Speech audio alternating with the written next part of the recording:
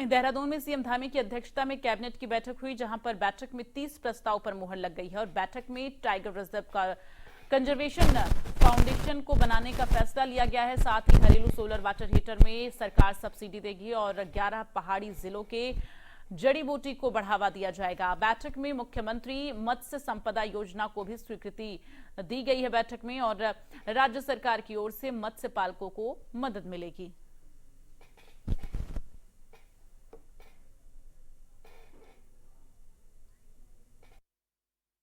का मुद्दा था जिसमें गुप्त काशी को नगर पंचायत बनाने का निर्णय लिया गया। अगला मुद्दा जो फॉरेस्ट डिपार्टमेंट से है, बहुत ही इम्पोर्टेंट था। इसमें करीब पिछले 6 महीने से विचार विमर्श चल रहा था। हमारी वन पंचायतें को में बहुत ज़्यादा पोटेंशियल है, लेकिन वो पोटेंशियल नहीं यूज़ हो पा रहा था। और रोज़गार को बढ़ावा देने के लिए जितनी जड़ी बूटी, ये आपका जो एरोमेटिक प्लांट्स हैं, मेडिसिनल प्लांट्स हैं, इनको बढ़ावा देने के लिए नगर जो वन पंचायत में बहुत बड़ा स्कोप है, लेकिन अनटैप्ड पोटेंशियल था। तो अब सभी विभागों के साथ विचार विमर्श के बाद आज माननीय कैबिनेट ने इसका निर्णय लिया है कि 11 जिलों में जो पहाड़ी जिले हैं उसमें 12,000 करीब वन पंचायतें हैं, 1600 करीब जड़ी बूटियाँ होती हैं। तो इसमें सभी में जड़ी बूटी संग्रहण, पर्यटन और समुदाय आधारित उद्यमों को बढ़ावा देने की योजना स्वीकृत की गई, जिसमें महिलाओं की पार्टिसिपेशन को प्रोत्साहित किया जाएगा। ये 10 वर्ष के लिए योजना चलेगी। 2 फेज़ हैं इसकी। फेज़ 1 23-24 से शुरू होकर 28 तक चलेगी, जिसमें 200 चयनित वन पंचायतों में ये कार्य किया जाएगा। और फेज़ 2 जो है 28-29 से शुरू होकर 32-33 तक चलेगी। उसमें 300 और वन पंचायतें ऐड की जाएंगी। कुल लागत इस प्रोजेक्ट की 628 करोड़ रुपया है पूरे 10 साल की अवधि में। और इससे जितनी भी ज़्यादा से ज़्यादा जड़ी बूटी हो सकती ऊपर, जो इसमें टोटल अनऑर्गेनाइज तरीके से, जहाँ प्राइवेट ट्रेडर तो कर ही रहे हैं लेकिन कोई इसको ऑर्गेनाइज तरीका नहीं था, इसको एक पूरी योजनाबद्ध तरीके से प्रोत्साहित किया जाएगा।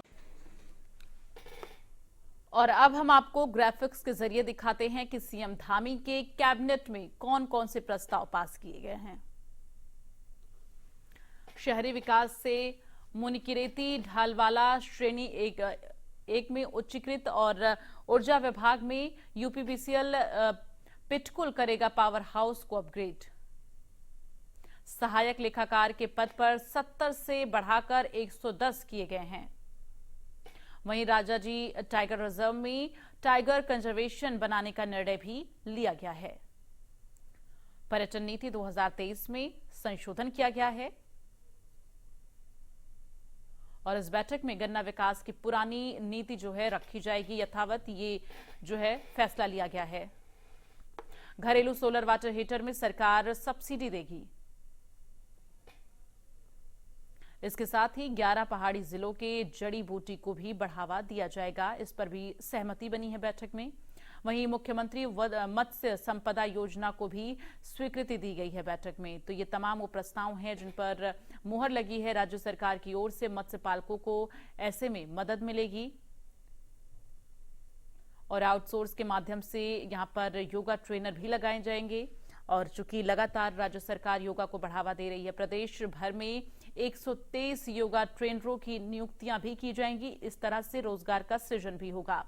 गुप्त काशी को नगर पंचायत बनाने का फैसला भी इस बैठक में लिया गया है। ये प्रस्ताव भी पास हुआ। गौशाला नीति में संशोधन किया गया। इसके साथ ही आपको बता दें कि और जो अहम प्रस्ताव है उसमें केम्प्टी फॉल पर्यटक स्थल को नगर पंचायत बनाने का निर्णय इस बैठक में लिया गया है। वर्ल्ड डिजास्टर मैनेजमेंट के लिए 8.9 करोड़ की स्वीकृति भी राज्य सरकार के द्वारा दी गई है।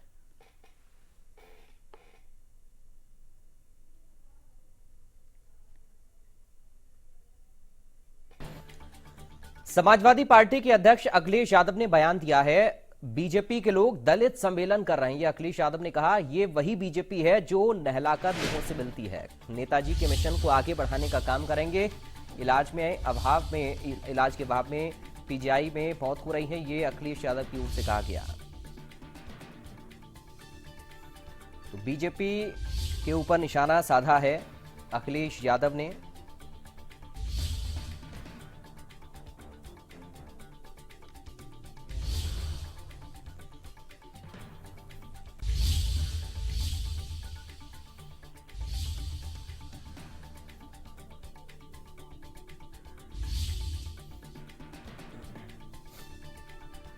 बीजेपी के लोग दलित सम्मेलन कर रहे हैं, ये वही लोग हैं जो नहलाकर लोगों से मिलते थे। ये अखिलेश यादव ने कहते हुए बीजेपी को निशाने पर लिया है। ये वही बीजेपी है जो नहलाकर लोगों से मिलती है। नेताजी के मिशन पर आगे बढ़ने की बात अखिलेश यादव की तरफ से कही गई है।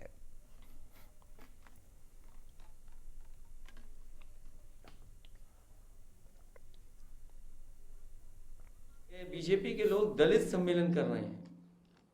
ये बीजेपी के वही लोग हैं जो लोगों को मिलने से पहले उन्हें साबुन से नहलाते हैं, साफ सुथरे होकर के आए, टूथपेस्ट करके आए, तब आए, तब मुलाकात होगी। और फिर इस देश ने वो समय भी देखा है, अगर किसी ने छू लिया तो नहा करके आते थे, किसी के छुए हुए खाना नहीं खाते। वो हम लोगों ने घटनाएं सुनी है, देखी है। अभी कईयों की जान चली गई अगर पानी पी लिया उसने, अगर कोई मंदिर से सामान उठा लिया उसकी जान चली गई। तो ये समाज में सुधार की जरूरत है।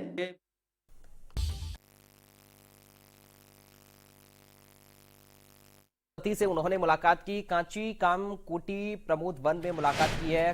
सुप्रीम कोर्ट में हमने दिया था तर्क, ये सुब्रमण्यम ने कहा, राम मंदिर पर हमारे मूलभूत अधिकार हैं।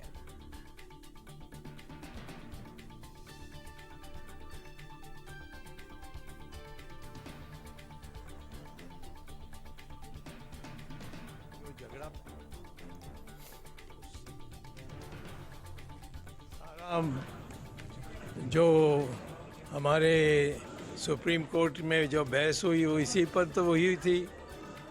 और शुरुआत तो मैंने ही किया था कि हमारे मूलभूत अधिकार है, ये किसका संपत्ति है, किसका नहीं है। वो जो झगड़ा पहले था उससे ऊपर उठकर मैंने सुप्रीम कोर्ट को कहा था कि ये हिंदुओं के लिए एक आस्था का जगह है जहाँ राम पैदा हुए, और वो संविधान में भी लिखा है कि जो आस्था है उसका कोई ना नहीं कह सकता। और इसीलिए हमें ये मौका मिली है कि दोबारा राम मंदिर, रामलला मंदिर यहाँ बनाने के लिए, ये तो देश के लिए एक सौभाग्य का विषय है।